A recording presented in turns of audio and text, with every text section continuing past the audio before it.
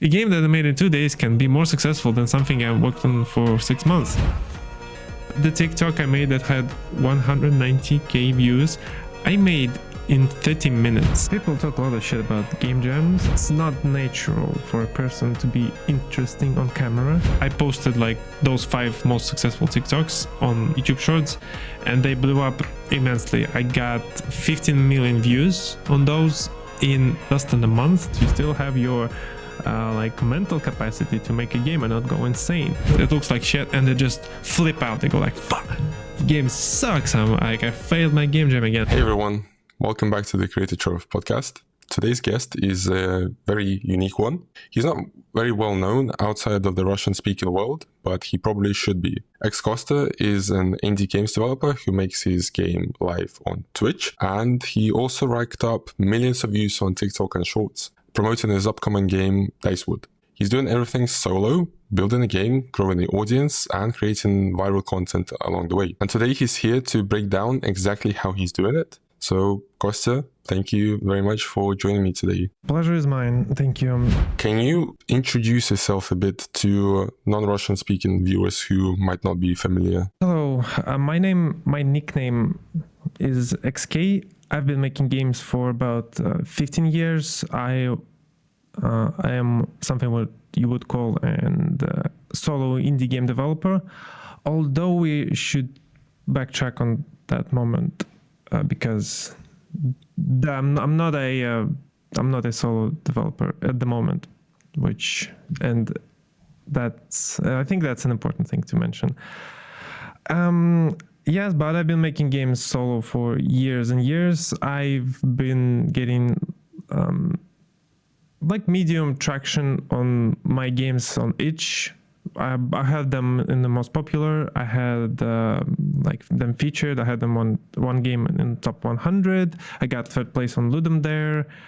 I've been working as a game developer for my whole life. My occupation right now, I'm still working a full-time job, is basically a senior Unity developer. And I am 31 years old. Yeah, that's a lot of topics that I'm going to ask you further more questions about. First of all, to give some context to your streaming, how many viewers do you have live on Twitch, YouTube? It fluctuates, but I would say I am getting about 300 max on like the peak hour on YouTube and 200 on Twitch, so it would be 500 average. How did you get into this? When did it all start for you? I mean, obviously you've been making games for a long time, but when did you actually start streaming them?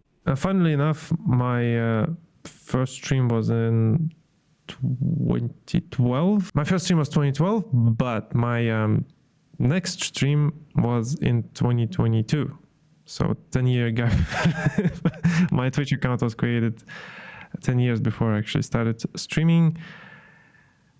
I started as a way of keeping the discipline. Basically, I wanted some sort of accountability for myself, and I wanted people to be present, to call me out on my bullshit, and just don't let me fool myself too much. Because when you have a lot of people watching, you don't actually get a chance to lie to yourself a lot. Wow. So it's not linked that much to COVID and, lockdown? No. I actually started streaming after the lockdown was lifted. Wow. What did you do during lockdown if you didn't stream? How did you spend your lockdown? What everyone else did. I was making a game, buying GME stock, buying Tesla stock. Like sat at home, played games, watched movies. I don't have a cool lockdown story, I'm sorry. I actually started working on a game in lockdown and that game burned me quite a bit, but it was also a learning experience. So you did try to grow, like it was your kind of goal to grow in terms of viewer count? Or is it literally just like I don't know, it just happens? You never had this like master plan, you never like wrote on a whiteboard how you're gonna get I to never this had a point? master plan. Mm-hmm. I never even expected to succeed. Do you consider it a success first of all? Yes, I would. I mean, for what I do and for the niche, I would consider this is a massive success. I think I have more viewers than I would say most, even English-speaking streamers, because who has more views like Pirate Software, but he's like a star, and other ones they play games, like who are the famous guys in the indie sort of game dev niches? Adam Koyunis, sorry, I can't pronounce his name. He has like 300 on Twitch, and Lena Lux, she has like 300. And like John Blow, he doesn't have a lot. And there are famous game developers who are streaming. Like, for example, the guy who made Baba Is You, he streams. He has like 20 viewers, but he's not actually trying to do that specifically. It's not about that. I never had a master plan. I made a bunch of small decisions along the way to improve my stream, just because I was too embarrassed to. I was just too embarrassed to stream shit. Actually, this is a weird topic. I kind of didn't expect to break down the streaming game like this. But yeah, I had to make decisions. A lot of people, actually, sometimes the guys who watched me were pushing for some of those things, for example. But you also need to learn how to produce engaging content in general, because it's not natural for a person to be interesting on camera. But what I want to sort of get across is that I don't actually want to be a Twitch streamer. That's just like it's a strange topic to come out at this point in time after we've been like 20 minutes into the interview. But it's like it's a thing. I was actually rejecting the streaming, my streaming for years, because I'm a game developer. I make video games, so my core content is the video games I make, and the Twitch and YouTube is just marketing. It's for it's for clout and for fun, as long as it's fun for me. And I don't want to be even known as a Twitch streamer. That's the whole point for me. I would there is a world where I would quit, and it might not be even that far ahead. It's all about making a game for me. And when you make a game, you need an audience, and you don't get that easily without doing anything. You need to learn how to reach people, and video content is by far the most accessible way of reaching out. Yeah, you're making a product and you need to promote it somehow. This sounds like, I don't know if it's like lately I've been meeting too many people who take advice from ChatGPT, but it does sound like something ChatGPT would tell you, that why are you wasting your time on streaming when you could be making games and dedicating all your time towards... Yeah, this is what I'm actually saying right now, because I can't just promote my game through other means at this moment. But stream is still there. So what options do you have? I would say actually this streaming, it's working. It does bring in wishlists for your game, but it's kind of, I would say it's peanuts compared to what you can get on Steam if you do the Steam Fests. Also, it's peanuts compared to actually, making good TikToks about your game. Because you need to be able to connect with your audience. And yeah, well, if you connect with your audience as a talking head, then this is what you sell. But when you're actually trying to sell them a game, it's a bit like, well, they might not even like your game. They might like you, but not your game. That's the whole kind of problem with streaming. Have you noticed this in general? Indie developers, as soon as they start doing YouTube videos or streaming, they think that they start doing this because they think that the people that will watch their streams are the same people that will want to buy their game. There are a lot of YouTube personalities who promote their games and doing way better job than me. For example, what's this guy? He's doing a game called Blood Thief. Yeah, he is Blargis. He's doing very good job with posting a video every like 3-4 months and getting, I don't know, like 1,000, 2,000 wish lists per video. I think even more actually. I don't track him that much, but I would, to get 1,000 wish lists, I might stream like 10 times, which it's actually, it might be comparable effort. Yeah. But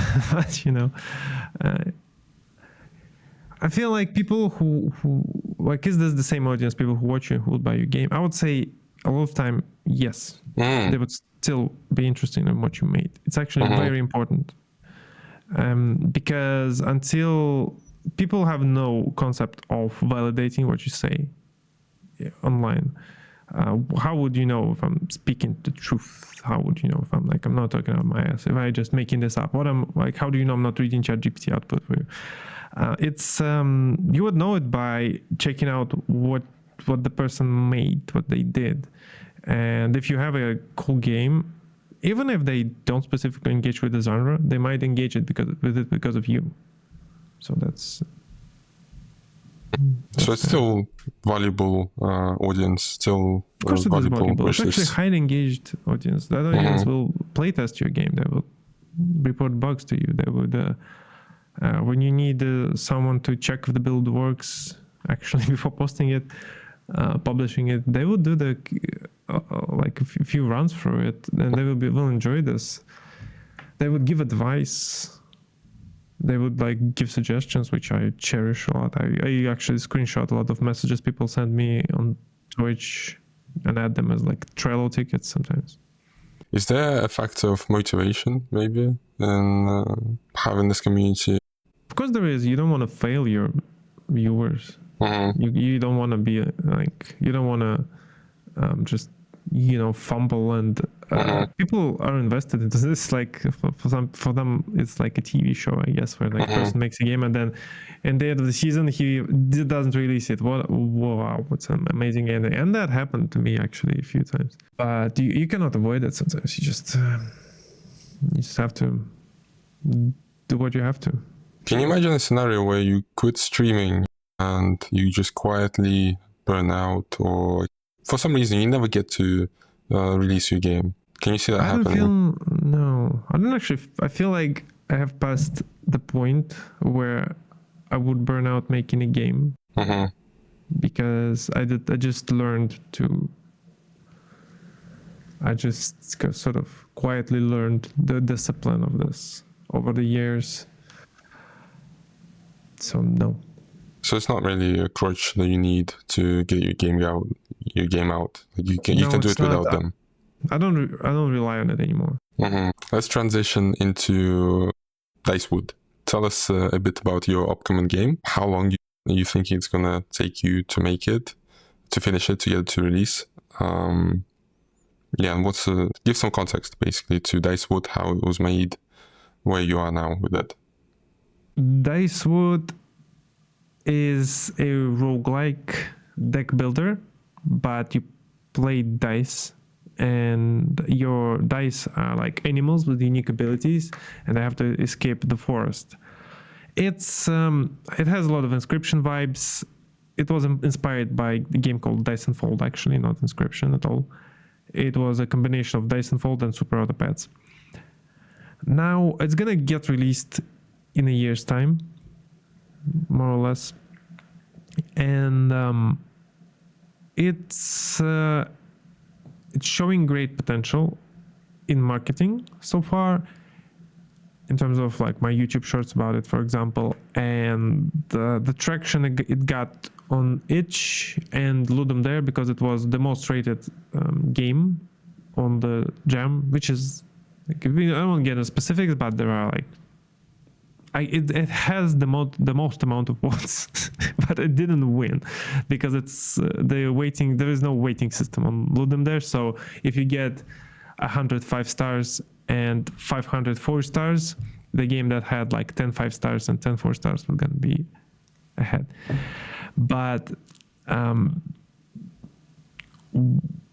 it shows great promise, and this is the first sort of major project I'm actually taking. Even though I've been in indie games for about like 15 years, I never struck a game quite like this before. So I mean, maybe I did, but never didn't have confidence in it to push for this, like like I'm pushing for Dicewood right now.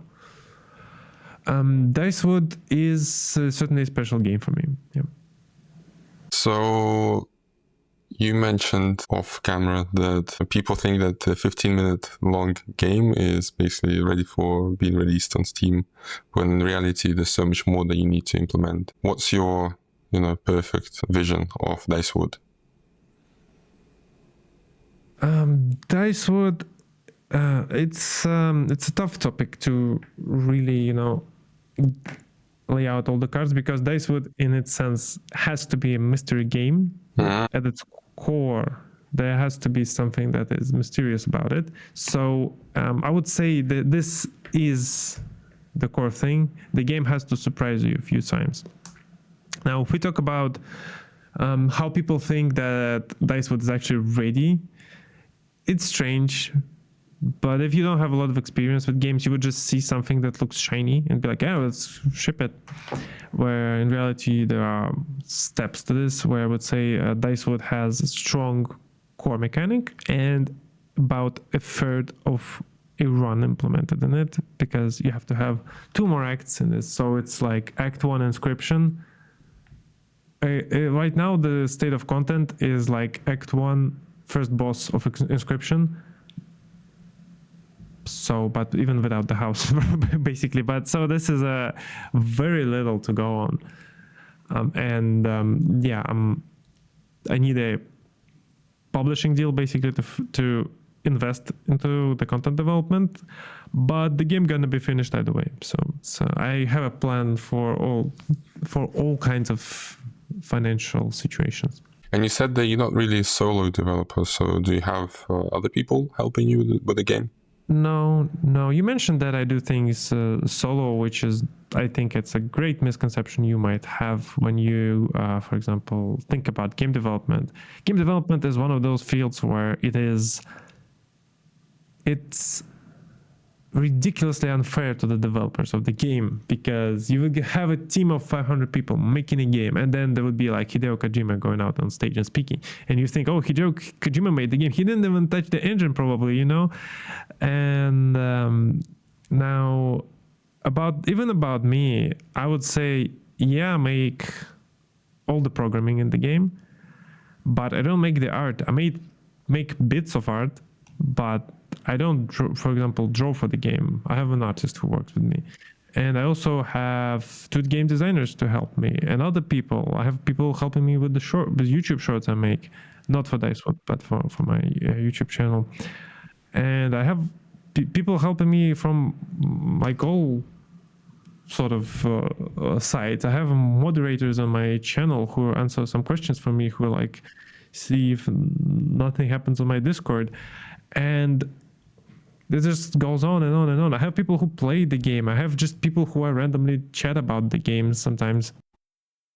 And if you just think about it, just me in a room, like with a piece of paper, just drawing and everything and programming it, that's not true. Nothing gets done this way. Yeah. If you work like this, you cannot focus on the important things. I try to just relieve myself to be able to make important decisions about the game, not to do every single bit myself. You have to trust people. Yeah, even as simple as playtesting. How can you do that yourself as a developer sitting in your room? Well, yeah, I actually came up with a good trick. If you wake up real early, and like while you're waking up, you just jump on the computer and turn on the game. While you're in this sort of semi-awake state, you do get a different perspective on your game, like completely different. That makes you more like a fresh player. So I would suggest trying that Uh-huh. if you're making a game. That is very unique advice. No, not actually unique. It's I think Salvador Dali wrote about this, and but it's not inspired by him. I just connected the dots later on. Interesting. How did you get to Dicewood? So in terms of this being, you said basically the first game that has the potential to sell well, that you actually see, marketability of. How do you get the?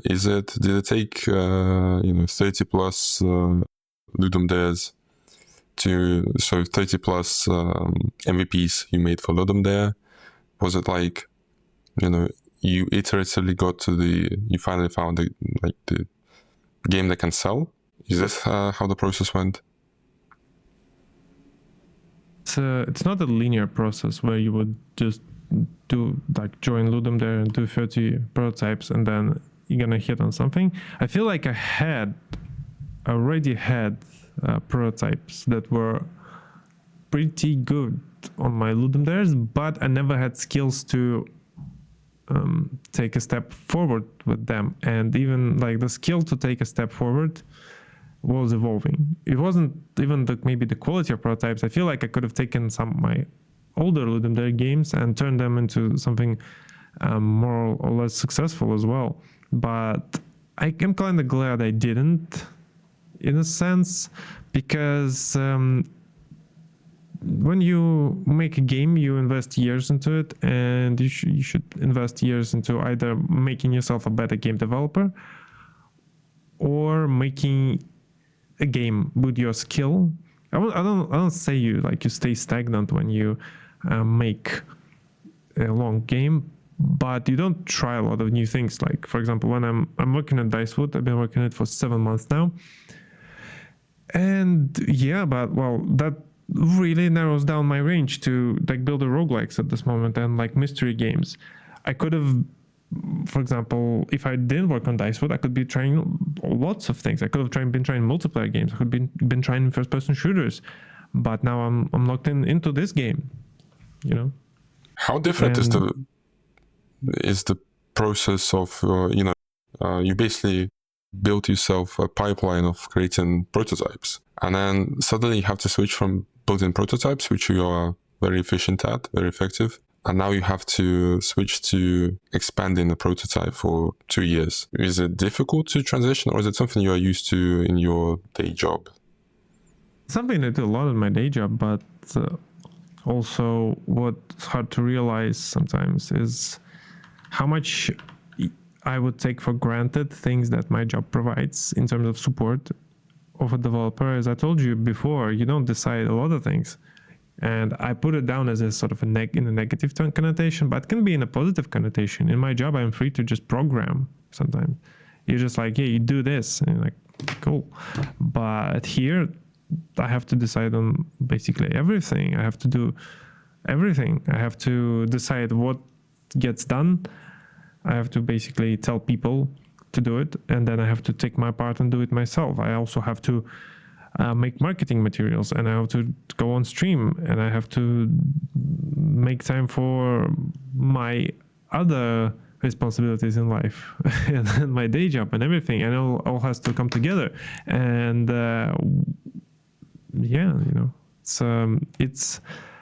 it's not something that I'm not used to, but not every role I'm taking is the role I'm used to.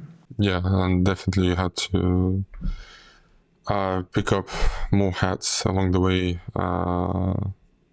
the further you get into the development. Can we talk a bit about the Ludum Dare and what it is for you? Like the whole culture of game jams. What's your pitch? Yeah, people talk a lot of shit about game jams, I would say, and there are this love-hate relationship. Some people think game jams are pointless and that you cannot make a game in 2 days. I disagree. I think you can prove an idea in 2 days, because what sells the game, there are two. It's twofold. One thing is you have an idea that you tell to people, and they feel like, I would have played this. And then there is actual game that they would play for hours and hours and hours. Now, if you just do one of those, you're not gonna succeed, obviously. If you make a cool idea and then they show up and there's nothing there, they're like, you fooled us. But if you make something that's playable for hours and hours and hours, but you don't have an idea behind it that would be compelling for people, then you just don't have people showing up. You're gonna have a cool game, and like a few players will show up, but it's not gonna be a major success. So you need to combine those two. And Ludum Dare game jams, they come to the first bit where you would just get an idea, and there's a lot of friction to getting an idea out in the real world. In the real world, people would take their time, they would think about it, they would sometimes not make hard decisions. And what I mean by hard decisions is on Ludum Dare, or like on any game jam, you have to feature cut your game. It sounds crazy, but you have to, and this like the day 1, day 2, Ludum Dare usually takes 2 days, like 2-day and 3-day jam, but that's not important. So you have like 2 halves, first half and second half, and between those 2 halves, day 1 you kind of experiment, day 2 you just have to settle on something, and on day 2 you just throw out feature after feature after feature, and it feels crazy. You're like, I just threw everything out of my game by the end of the second day, and it still has to work. And sometimes they do and sometimes they don't. With Dicewood, it was called Tiny Pack. On Ludum Dare, it worked. Surprisingly, I have this mood on my game jam that I don't judge my game early. I just turn it off. Like, there's no judgment. I'm working on it. That's what I do. I'm not panicking over it, because some people are like, they would make, I don't know, this tiny bit of effort. It looks like shit, and they just flip out. They go like, fuck, game sucks. I'm like, I failed my game jam again. And then you aren't gonna get anywhere like this. You have to work on your game for 2 days, and then you can tell. So what I'm talking right now is what game jams are for me, is this process of making something under constraints. And some people think there are no constraints when you have no time limits in real life and like outside the game jam, which is not true. You still have constraints. You still have your like mental capacity to make a game and not go insane, which is not as big as you might think. Sometimes some people think, yeah, I can work on a game, but then when it gets hard, their stamina runs out real quick, and before they get anywhere. So this whole culture, Ludum Dare started in, I don't actually remember the first date. I think it was, let me Google it. Yeah, it was April 2002. So is that old? Yes. Was it offline in the first days, or was it always? It was offline, I think, back then. It was only 18 people. But what I want to mention, Ludum Dare is sort of like a heritage game development has. I was like a little kid when it started. And when you participate in Ludum Dare, you participate in the sort of in the history of, like, you. This, to me, this is all about history, lineage, heritage, sort of. This is an important game jam, and it's sad for me to see it's waning right now, actually. It's not in its best shape. We almost didn't have one this year. And it's been with me for 13 years. So my first one was 2012. And I didn't participate in every single one, but I did participate in every single one up from the new website up to the last one, where I actually had to make a decision not to do it in favor of finishing my game, which is a strong signal, I would say, for me to send. But I had to do it. It was heartbreaking, because you cannot go back and fill out the blank anymore. You know? It's always gonna be there now, unless they make a new website and I can start over. But Yeah, the culture is this: you make your idea, and if you fail, you fail.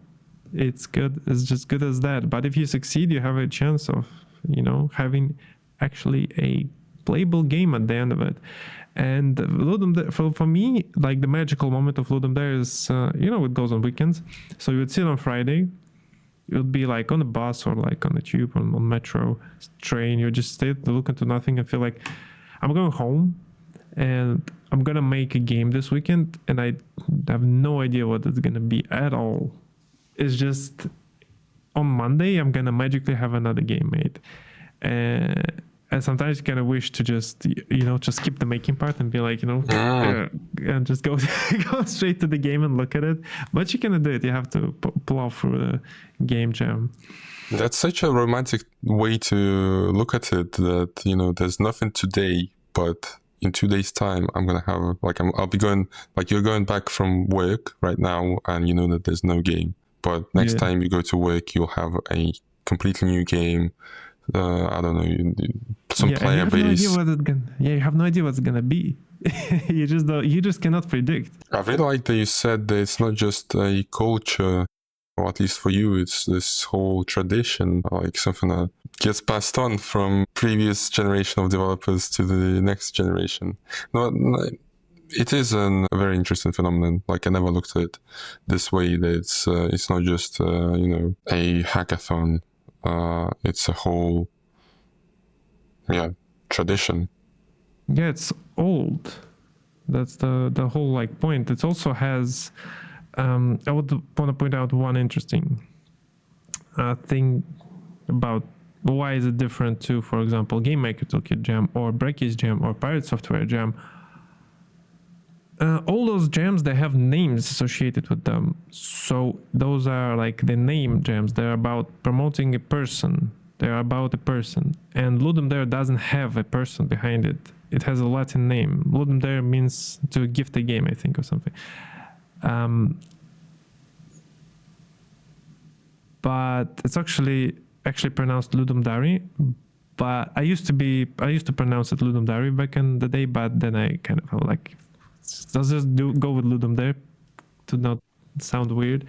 And Ludum Dare is it's more of a celebration of games. It's not a promotional event for some YouTube channel. Mm-hmm. Which is also important, but there's also a problem. Those guys like Game Maker Toolkit and Brackets, they're choking it with their jams, which are I heard 25,000 people on my game jam, but those people not gonna join Ludum Dare, because they joined your jam. Join Ludum Dare. To drive people to Ludum Dare, why would you need your own jam? It's cynical for me, but it's cynical for them as well. I'm gonna take shots. Interesting. Wow. What do you think your own impact on this indie culture is? How do you affect it? I feel like I won't say I'm. You're on the good side of the culture. I am.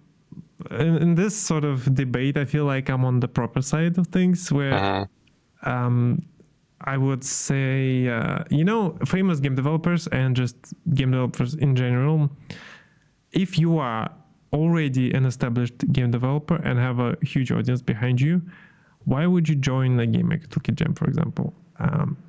You're going to promote Game Maker Toolkit with it, and you're going to be associated with Game Maker Toolkit now. But if you join Ludum Dare, there's no association. You can just do it, and you're not going to be promoting anyone. There's no that type of marketing link to it.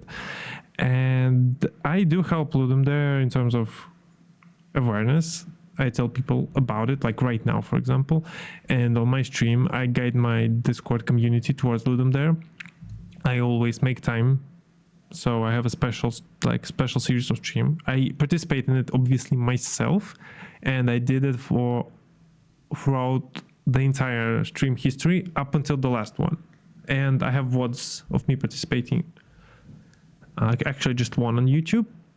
But I have all of them in an archive. Mm-hmm. I can maybe someday I will release them. which is helpful for people, I think.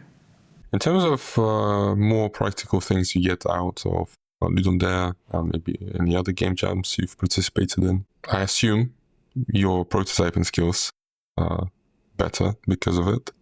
Yeah, that's how big of not a automatic. It's not automatic though. If you just do the same thing you do all the time, it's not gonna be. you'll make the same mistakes every time. Yeah, you make the same shit. You have to, in between Ludum Dares, you have to analyze what you've done and correct yourself. That's when I actually started improving quite a bit. It was after one jam.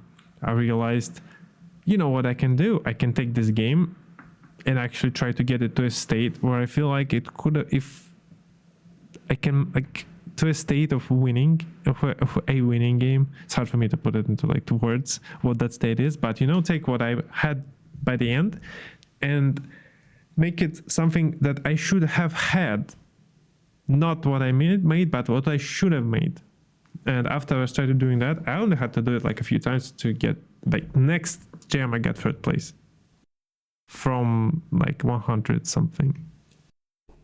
So that was a huge improvement, and a lot of people don't do that. In terms of approaching Ludum Dare as a means to find a market fit for your game, is this a realistic like a thing that could work, or that has worked for you, or do you feel like it's a very long way to make your first commercial game? I would say it's certainly on a more challenging side of things. And you would be surprised, but many games that you know of have come out of game jams, like Inscription or Hollow Knight.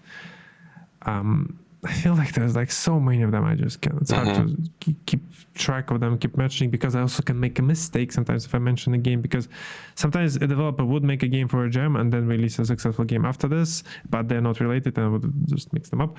So yeah, it is a viable way of doing this. But it is also, Ludum Dare itself is not teaching you anything. It's more like a test you take. So it's like an exam. If you just do exams and you don't prepare for them, you're not gonna improve. You have to study and then do the test. But you also have to do the test to put your skill to the test itself. You have to like check yourself. That's how I treat Ludum Dare and game jams like that. You would just get some theories, get some ideas, get some skills, and then you would go out there, make a game, and maybe it will work out for you. Maybe it won't. Most likely it won't. But for some people it did.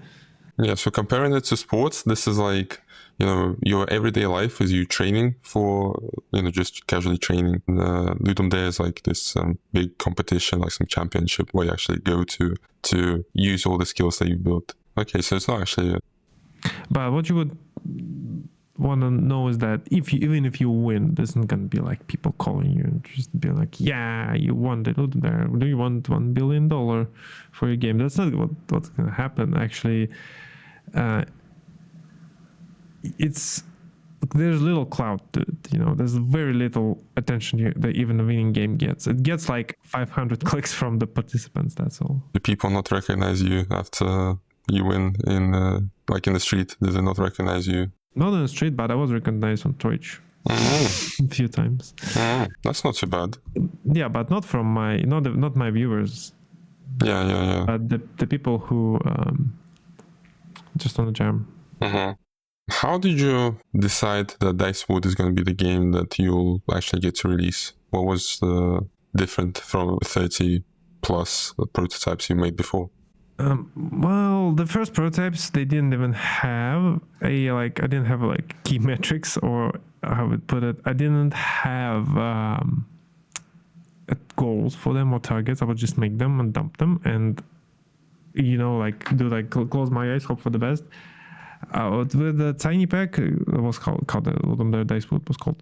I did have an idea in mind, and my idea for moving on with the game was, I stated it clearly before, the jam actually, because I was working on a different game and was almost to like demo state finished for Steam, but that's a different topic.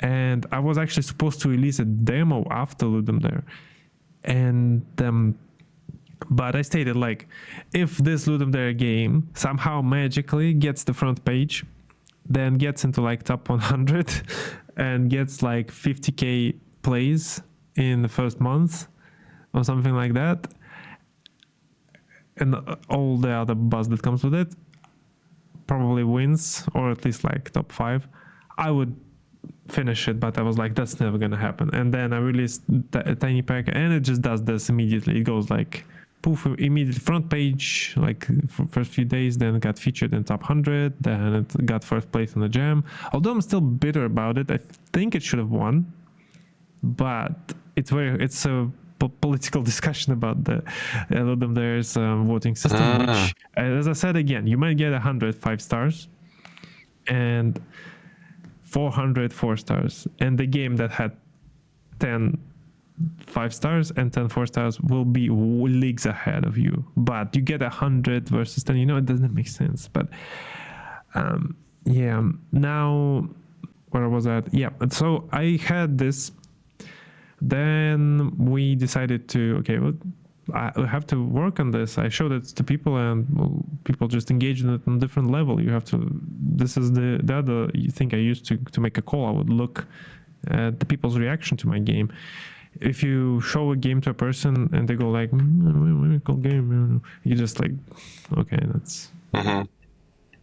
But if they go like, ooh, just start interacting with it, you immediately know you're onto something. And I've seen people do that with my games before. I know the range now.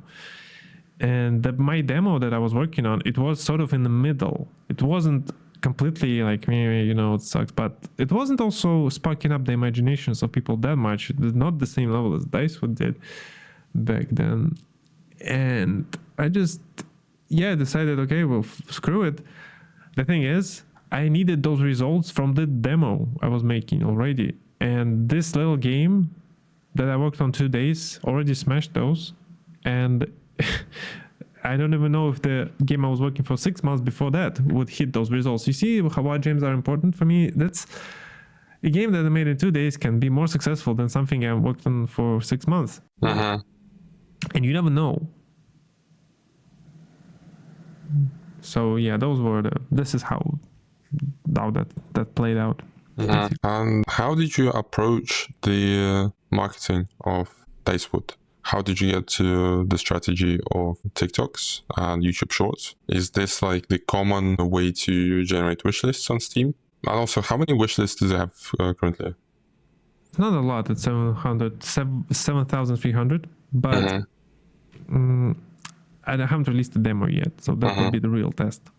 Their final confirmation, I would say, because the real good products, when you release a demo on Steam and enter festivals, they multiply the wishlist that they have. So I should probably get like 20k by the end of summer if it's good. But let's talk TikToks and Shorts. I had this. Basically, the idea was not planted, but people were talking about YouTube Shorts and TikToks for promotion of games for ages. To me, I never actually done that before, because I would try and I would fail and I'd be like, no, my game doesn't work on TikTok. I would say my game doesn't work on TikTok and just leave it there. But Dicewood wasn't the first attempt. It was attempt number like 50. But with Dicewood, I had a lot of conviction that the game actually works, because I've seen other signs that people should like this. I know they should. I just had this fixation in my head that I need to find the right lever, because no way they don't like it. It's just the approach is wrong. So I would be, I guess, that was the question with how the idea came about, but now we're going to segue into how I made that, because this is interlinked. And I'm just going to go into that. Because I was, initially, I didn't have any success. It was all like go into nothing. It was just like I would post a video, get 200 views. I was like, wow, what the hell? And that would just get me like agitated, scared and angry. I'd be like, okay, I'll try to do another one. And I posted like shit, another like 200, and I just started posting like a lot. I would scour TikTok, look for similar content that I feel like was similar and was getting traction. I was just storing them in an Excel sheet. I would go through them one by one. At first I tried to copy. Some things worked, but mostly didn't. And I was like, okay, let's just take something that worked and try to expand over it. And I got one successful one.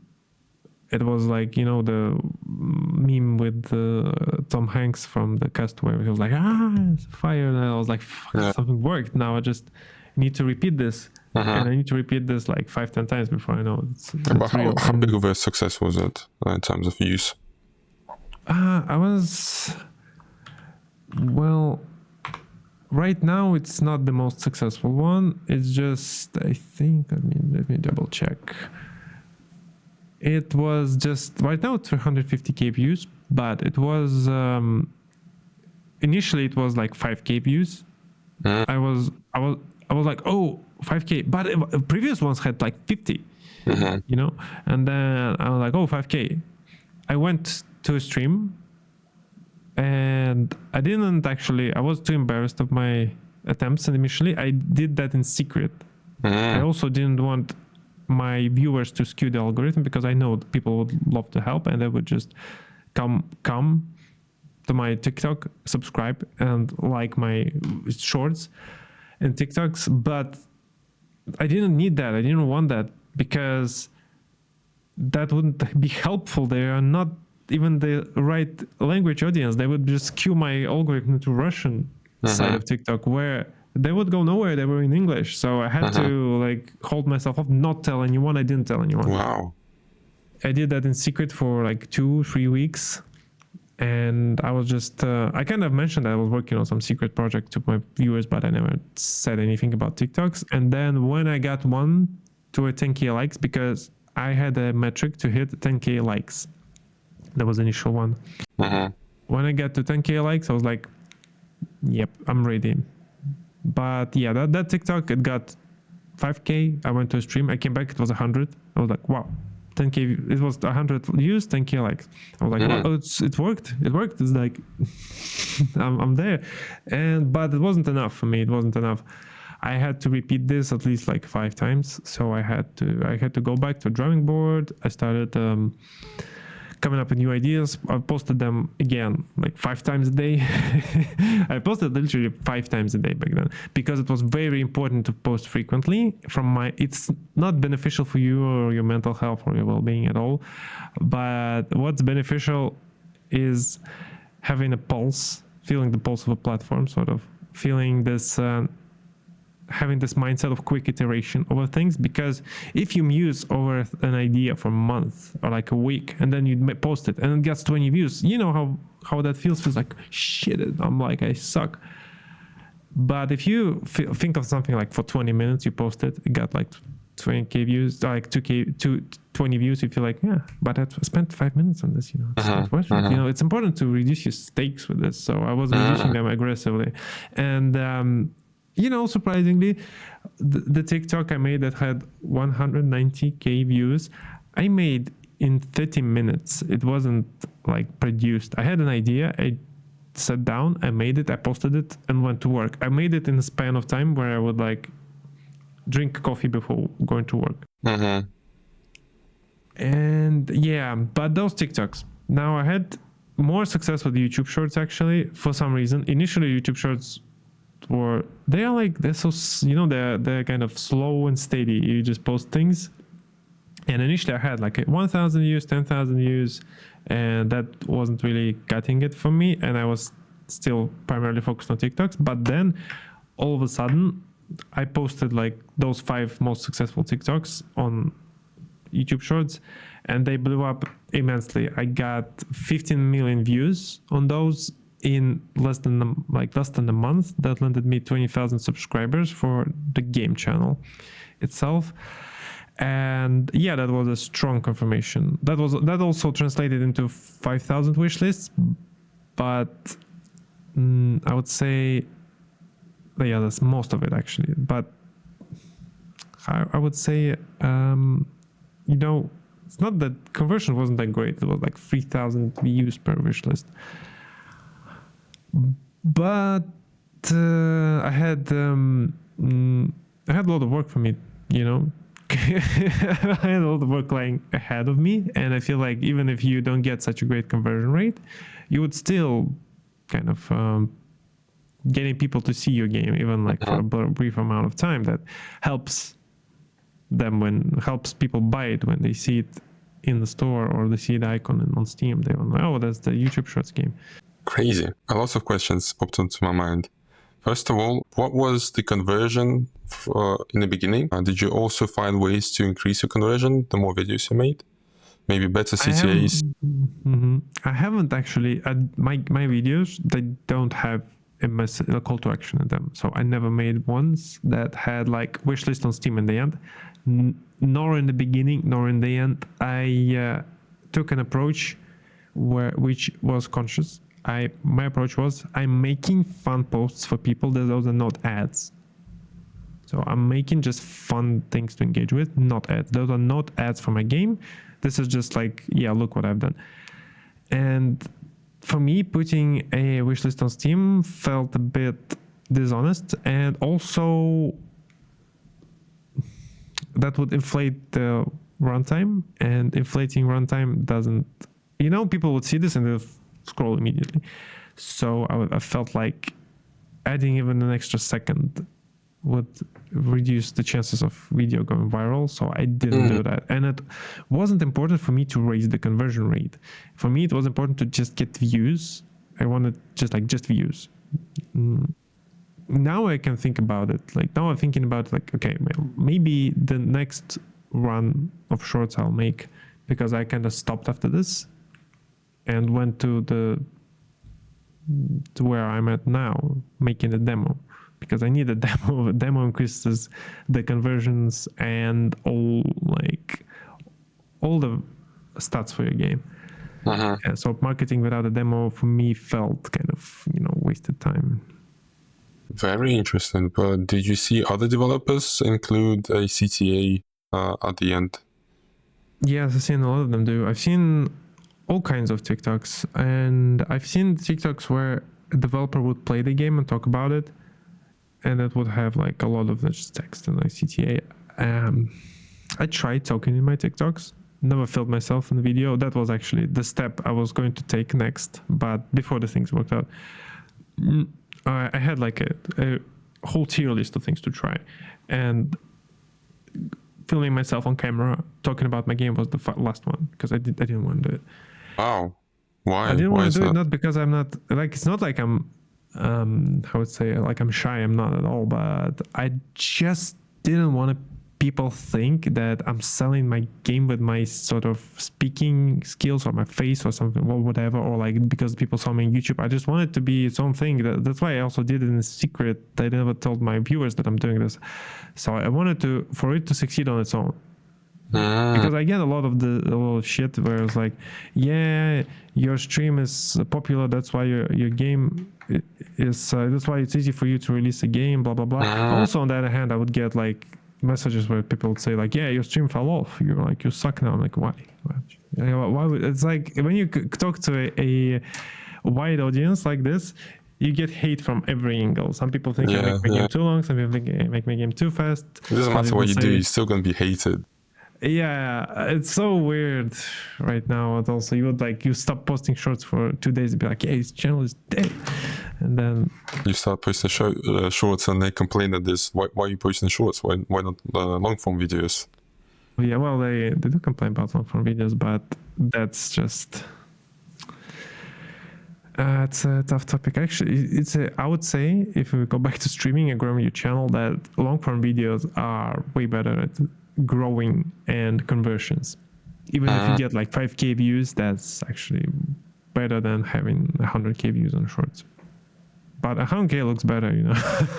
Definitely. In terms of the audience short form content brings, I'm like very curious because I've seen super inflated channels that grew a lot of subscribers from short form content, but those subscribers, when you actually drop a long form video, for example, on the same topic, you would see that the people that came from those videos, they don't actually give a shit. Like, they're not interested in this. They're just like passive scrollers type of. Well, that depends on the content. You have to be very careful who you attract with your content. And I think I burned myself quite a few times with this. And it's just, you should realize you might get a million views from people who hate you. What would happen then? People don't think about it, but they post things and they just want to get views initially, but then they don't realize, you know, imagine a world where you get 100 views and those 100 people come to your channel and become your regular viewers. That's amazing. It's like, but that's just 100 views. That's like 100% conversion. But imagine you post a YouTube shorts that has 1 million views from people who hate you and that is gonna like threaten you and just gonna post shit on your comments. But that's why the algorithm has this thing. It's actually protecting you sometimes from from yourself. So yeah, that's something people don't think about. I think and I wasn't thinking about that at all. But until I made a few interesting, until I made a few like small mistakes with this.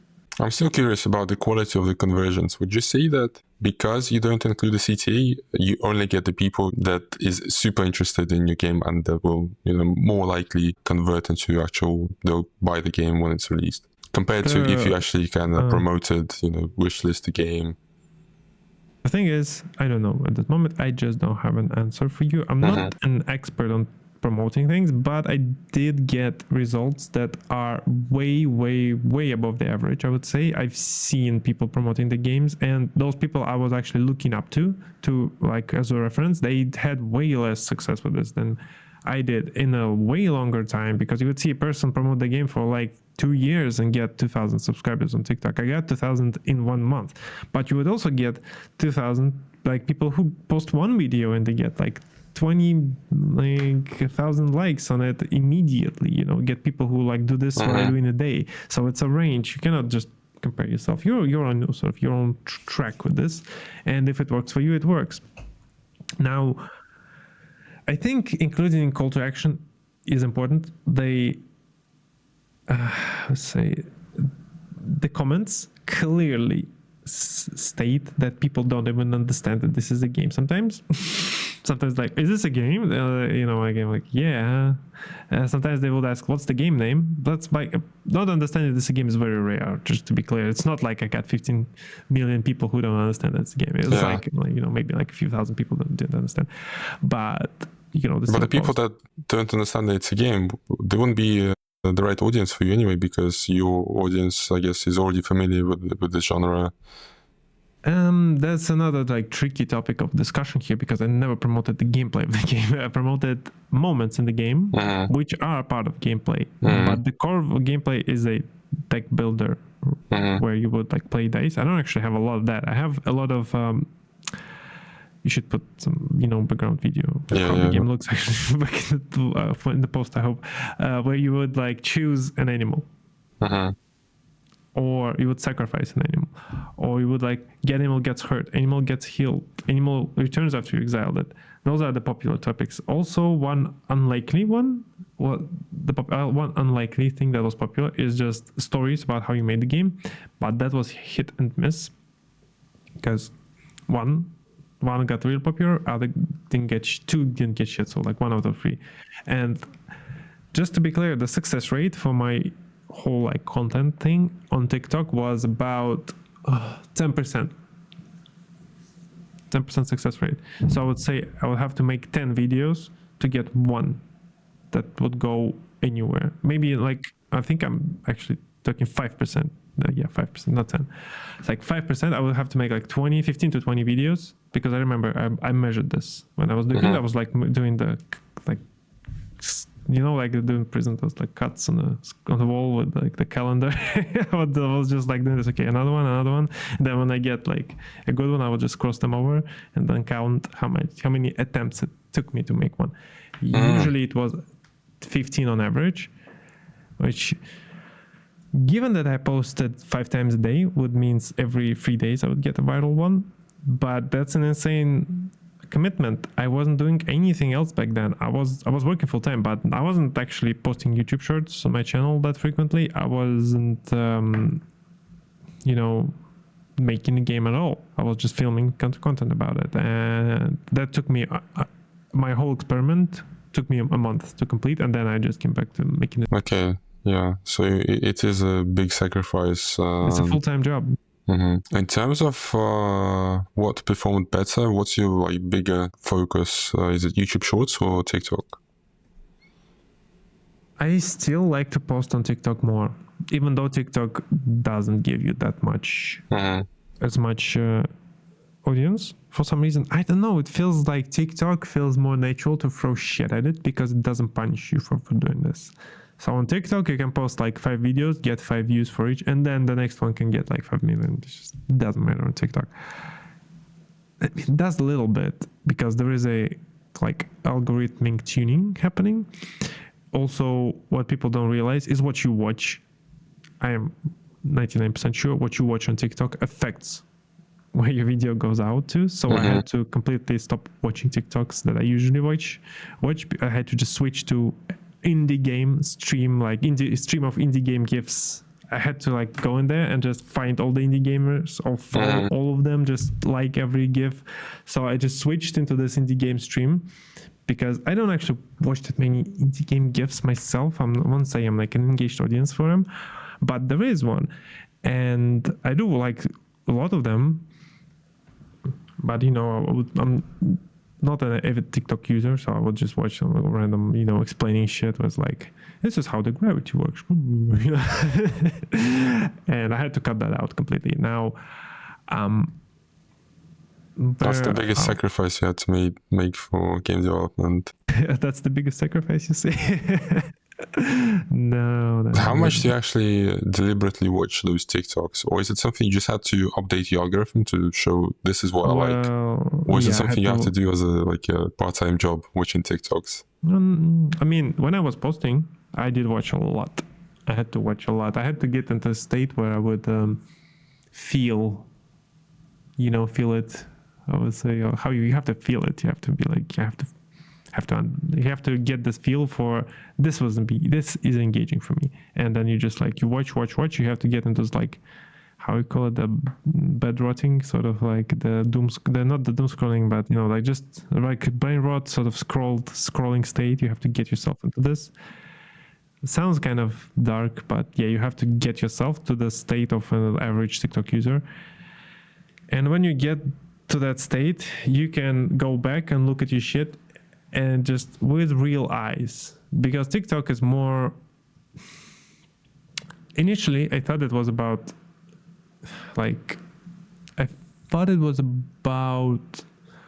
posting something interesting, but what's interesting is a difficult topic and it's different for everyone. So what I evolved to understand, it was post something engaging, and interesting is not the same word.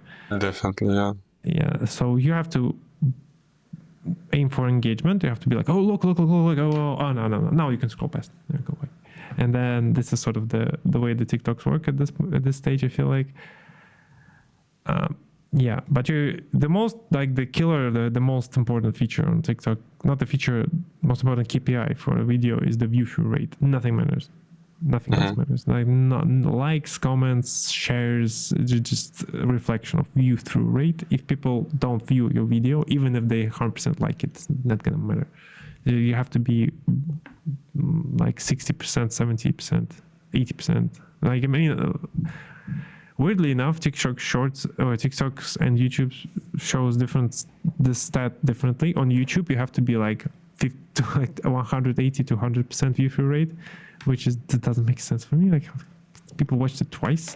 On TikTok, it makes more sense. TikTok shows you this video is 70%, and 70% is good. TikTok and 70% on TikTok is insane. On YouTube Shorts, 70% is shit. 70% means that's not gonna go anywhere. And yet you're still seeing more views on YouTube Shorts than on TikTok. Yeah, weirdly enough, when YouTube starts pushing you, it just pushes you like crazy. TikTok doesn't do that.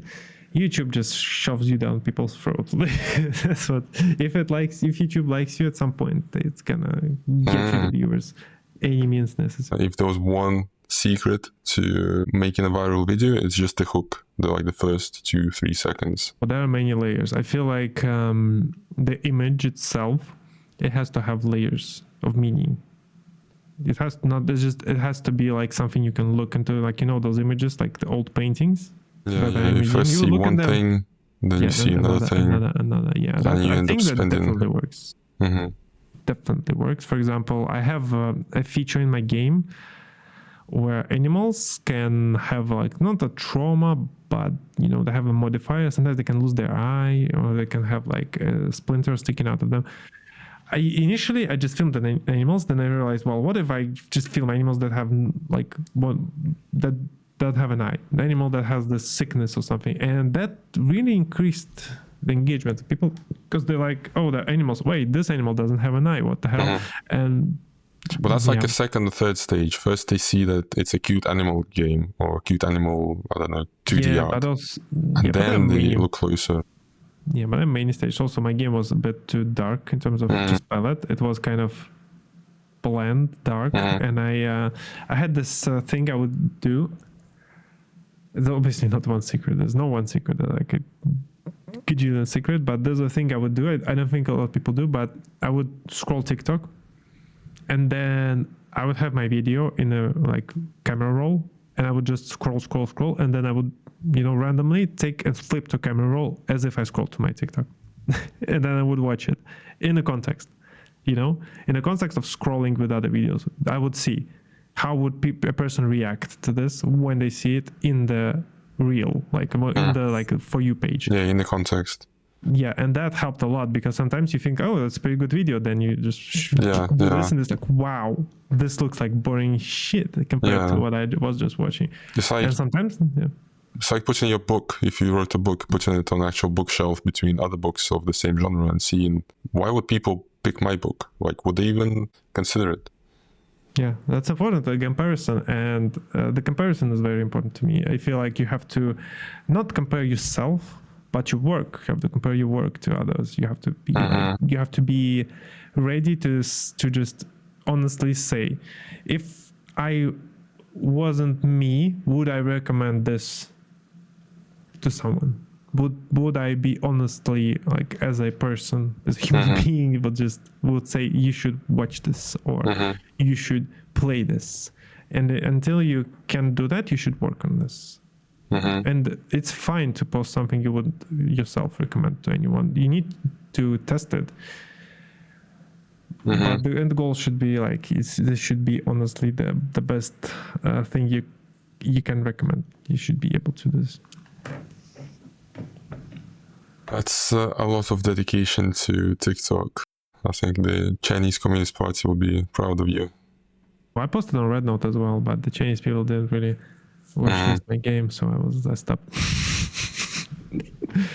But I got a lot of views. I got like 1 million views on Red Note as well. But from 1 million views on Red Note, I got like 2 wishlists. I was like, you guys are smoking, and I'm not posting anymore.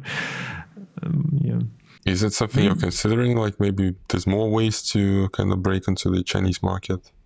Maybe I will try it again when I will go another step with the call to action. Maybe Chinese people need a call to action, you know, just maybe they're used to this. What if it's like a thing they're cultural, maybe it's like, just if you don't if you don't include this, the people just don't have a curiosity to just go on and check it out themselves. So all of this algorithm stuff you were doing on TikTok, has that also helped with YouTube Shorts, because you were able to polish your videos? I would make iterations. YouTube Shorts would get more polished versions usually, because I was testing on TikTok, and then if it did good, I would still change a few things. You know, I know I can see from the stats where it's kind of lacking, and I would like cut the second out, or like change the music, for example. Like, I didn't use the same music, because you cannot use half the music you can do on TikTok on YouTube Shorts, and music is very important. It's very important. Music defines a genre your video is in and the expectation for a video, because there are certain tracks on TikTok that are associated with certain type of content, and if you put that track, you tag it for a person. Oh, this is this content, I like this. Most people don't realize. I see new indie game developers, they will just post like bullshit music. They will just put their favorite tracks like Linkin Park or something. Even Linkin Park is kind of nice. It's cool for TikTok, but they'll put some random music for they cut from library over the game. People just don't want to listen to it. And it's not about even the listening. TikTok is a karaoke app initially, so it's music is at its core. So how do you choose music for your TikToks in that case? Is it trendy stuff? Is it stuff that's kind of hooks people? Yeah, well, as I said, it's a genre thing. You have to just look at other content and take notes. I would just write down the music that other things use, and I would pick something similar or the same. There is no shame in using the same music on TikTok. You don't have to post unique music. So I was actually, until today, I was under the impression that, I don't want to call you an overnight success, but I was honestly under the impression that you were doing, full-time job, streaming, working on Dicewood, and then you just kind of succeeded, I don't know, with the shorts and TikToks without putting too much effort into it. But now I see that you went fully into this and you focused to test all these things, all these ideas. I have to keep in mind that there are a lot of people aiming, like gunning for it. Like there's like it's an ocean of piranhas, aiming to grab your attention. You cannot come here like into the shorts or into TikTok and just be like, yo, here's me. You have to pay attention. You have to put in the effort, because if it was easy, probably it was easy in the beginning, but it's cannot stay easy. You just have to, because obviously when people start to optimize, and when people start to optimize, it becomes hard just naturally. It's the way things are. And the same with games. You have to when you make a game, it has to be engaging as hell. And it's the same, I was coming into this from my game dev perspective, because I know when a person launches a game, they don't have time for your bullshit. You have seconds to hook them. On TikToks, it's the same, but just high speed. It's with a game, you have 5 minutes to hook a person. With TikTok, you have 500 milliseconds. They actually might decide to skip your video, even when it's falling down the lane, like at that moment, they're not actually gonna watch. Like some people will just skip your video. Just when you see people on public transport skip through, you realize you have milliseconds. Yeah, and now it does make sense why you've put yourself into this brain rot state where you understand what typical TikTok user, how they react to. Wow. You cannot look at this as a game developer, because you might be looking at, this is showcasing an interesting, unique mechanic in my game, where a dice would flip 3 times, and you have a relic that triggers on rerolls, and when you trip 3 times, it relic triggers 3 times. So it's kind of cool in the game, but when you see the person scrolling like this, you have to think about what are the colors of my image. So I had to make things more vibrant, and that actually changed the palette in my game as well. So I made a color filter that I used on TikTok, and then I just made it a permanent thing in my game. Those are basically person reacts to the sound and the sort of color field initially, and then they try to read the image, and if they see something like a conflict or something unresolved in the image, they want to stick around to see it resolved. This is the recipe basically. I can imagine you giving a whole talk on a talk titled "TikTok Made My Game," because literally you refined the visuals in the game. Things. There are features in my game that was initially only existed as TikToks because I made fake. No, I'm not called fake. I had an idea for a feature in my game, but I didn't know if it was good or not. It's a working strategy to test things through. I would make a TikTok and be like, for example, when a creature returns after you exiled it. It was a TikTok initially. I didn't actually have a feature in my game. Then I realized, people actually feel, something for the animal that had been kicked out and then found its way back to you. So I just had it into a game, and there are a lot of other things that have been through this process. Very interesting. Is there a ceiling for how the results you particularly can get with your game on TikTok and YouTube Shorts and maybe Instagram Reels as well? We haven't touched on that at all. I feel there is a ceiling what I can get with my stream, and I feel like I kind of hit it. But the thing is, it's not just a hit. It's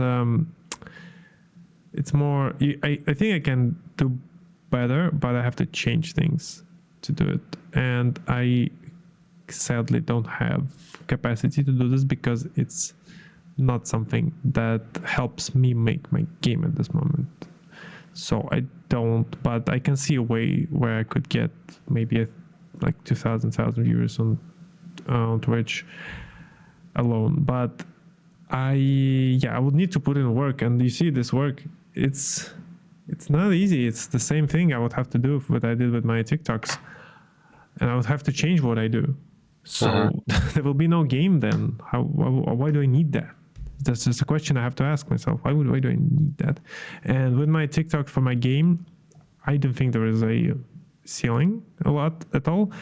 In terms of I had 15 million people see it, and let's say like 1% wants to wishlist, so it's going to be 150k wishlists. But that's a high conversion for this type of stuff, and you need maybe 20 points of contact. So I need to make more shorts, like 20 times more shorts to get them to wishlist. But they will do eventually. And also, I still haven't posted a trailer, which I think I have a pretty good chances of getting nice amount of views on my trailer, because I have this channel that has already marked a lot of people as interested. So I would immediately get at least like 22,000 subscribers getting the notification for it, and then more from people who watched YouTube Shorts. So I don't feel a ceiling for the promotion of my game, and I do feel a hard ceiling for my Twitch stream. For the game, what kind of, first of all, what is your expectation in terms of wishlists? What's your target goal, and when do you think you're going to hit it? My target goal, like the minimal, is like 50k by release. Maximum, well, I don't know, like 500k. It depends on if I can, things like the audience dries out. So this is the thing I had discovered with my YouTube Shorts on the stream, where you would post a short like the first time, you get like 1,000 subscribers for it. Second time, 500. Next 400, then 300, 200. So it goes like it. It's like the thing is, there's a line in YouTube that shows your audience that stays the same. It's just people convert from a viewer as an audience to an engaged viewer, and you're just like sort of filling the cup, and then you're done. YouTube doesn't give you any more. So it might be the same with the game. So at some point I would just post to like a TikTok and get 100 wishlist, then a 50, then 20, and 10, and then it's gonna dry out. But I feel like you get most of your wishlist from Steam itself, and in my sort of opinion, there is like, I wouldn't say like sky is the limit, because there are obviously I make a 2D game, which is a single player, which is an indie game still. So I would say for a game like this, 500k wish lists is sort of the higher bracket of things. But the minimal I would expect like 15. And 50 would be shorts and demo. I'm also expecting to grow from Steam festivals in the future, actually. I don't even know if I'm going to come back to the shorts with the same conviction. Is up in the air. We'll see how the Steam festival goes. It's just, they take my full time. And if I can get the same result from posting actual game, then I should be doing the game. I shouldn't be doing because it actually moves you forward. of Yeah, the game. because with the shorts I posted them, and then now I have to run to catch up to the development. Well, maybe there's a world where I can hire a developer to do my programming for me. I'll be just posting YouTube shorts. And in terms of any other strategies you are considering to use to market Dicewood, because there's so many different, markets from where you can take out the audience. So you've already pulled out a bunch of wish lists from short form content. You're going to pull out a bunch of wish lists from the Steam Festival. There's obviously all sorts of traditional media that provide coverage. Is that something you're also considering to? Yeah, but I would hope.